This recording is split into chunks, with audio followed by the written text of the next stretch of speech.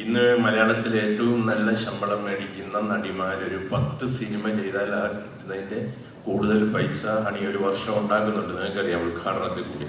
അതിന് യാതൊരു സംശയമില്ല. നല്ല കാശ് മേടിക്കുന്ന നടിമാര് 10 സിനിമ ചെയ്താൽ കിട്ടുന്ന കാശ് ഇയാൾ ഉണ്ടാക്കുന്നുണ്ട്. പക്ഷെ അതല്ല, സിനിമ ചെയ്യണം.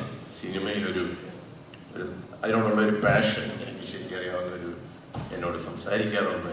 അതുകൊണ്ട് തന്നെ ഞാൻ പറയട്ടെ, ഇതൊരു വലിയ വലിയ സക്സസ് ആകട്ടെ. ചെറിയ ചിത്രങ്ങൾ സക്സസ് ആകുമ്പോഴാണ് അതിൻ്റെ ഒരു ഏറ്റവും വലിയ സന്തോഷം നമുക്കുണ്ടാകുന്നത്, അല്ലേ?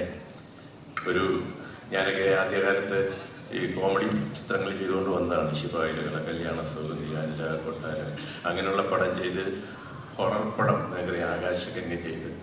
പക്ഷെ സത്യത്തിൽ അതിലൊക്കെ ഏറ്റവും കൂടുതൽ ടച്ചിങ് ആയിട്ട് മനസ്സിൽ നിൽക്കുന്നത് വെറും 35 ലക്ഷം രൂപ മുടക്കി ചെയ്ത വാസന്തിയും ലക്ഷ്മിയും അന്നത്തെ കാലത്ത് 3.5 കോടി രൂപ കളക്ട് ചെയ്തു എന്ന് പറയുന്നിടത്താണ് മനസ്സിലേറ്റവും, അതായത് കൊച്ചു ചിത്രം മാക്സിമം കളക്ട് ചെയ്തു എന്ന് പറയുന്നിടത്താണ് നമുക്ക് ഒരു സന്തോഷം.